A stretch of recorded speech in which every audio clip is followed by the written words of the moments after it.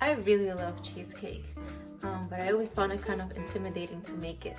So I found a few ways, and I figured why not help other people learn how to do it. So if you want to learn, or if you just want to watch, then come on in.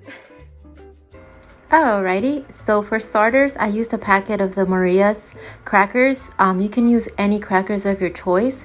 That way you can, make your own crust according to your own flavor. So if you have a food processor or blender even, just use that, because I thought that using my rolling pin would be easier, but it ended up being more work. I was pretty sore, not gonna lie. I'm not gonna lie. So just roll and smash a little bit until you have that dusty texture, because this is what you're gonna be using to make your crust. So that took me again about maybe 5 to 6 minutes. Just roll vigorously until you don't really see big chunks, and then you'll be ready for your next step.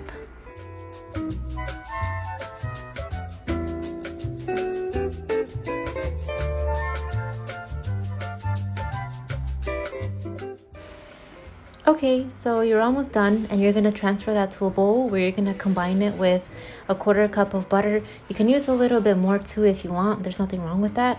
I actually just mixed a little bit, and then I ended up adding a little bit more butter, like half a 1/4 cup extra, just because it looked a little bit too dry. And then I did end up putting some coconut flakes to mine too, which you could definitely just leave that out. You don't have to add that. I thought it would make a difference in the taste. It kind of didn't for me, so just putting it out there, you can skip this. If you have a tray for cupcakes, then you can use that, because this is what I use. Mine holds 12, so you get your little cupcake holders. I kind of ran short, but you can still work with what you have. And you're gonna go ahead and place your cracker mixture on your cupcake holders, so that way you're making your little mini crusts for your mini cheesecakes. So just keep on doing that, and if you don't want to use your spoon, sometimes just make sure you wash your hands, and you can dab it on with your fingers just to make sure you flatten out the surface. That way you can get a nice crispy crust at the end, or a nice soft crust, whichever way you want to make it.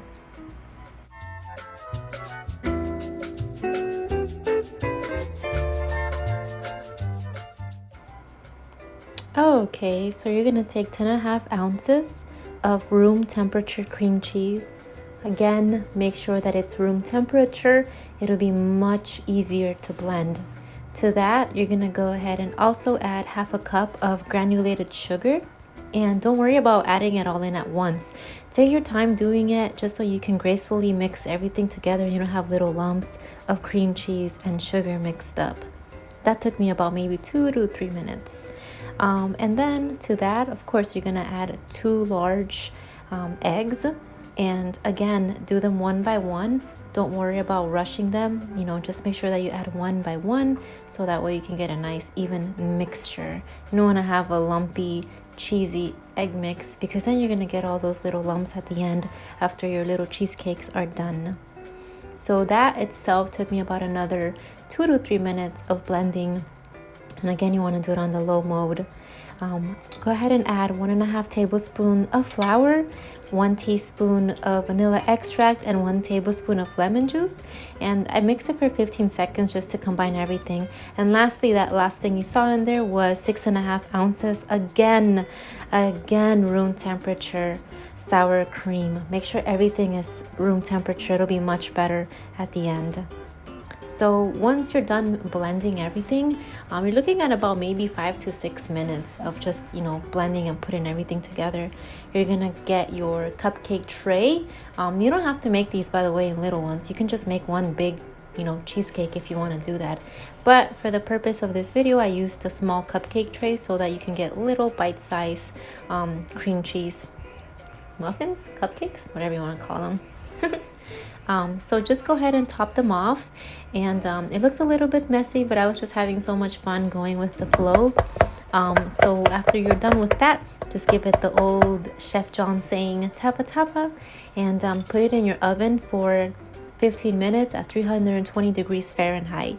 Let them cool down before you put them in the fridge. Make sure, again, let them cool down. They'll taste so good the next day.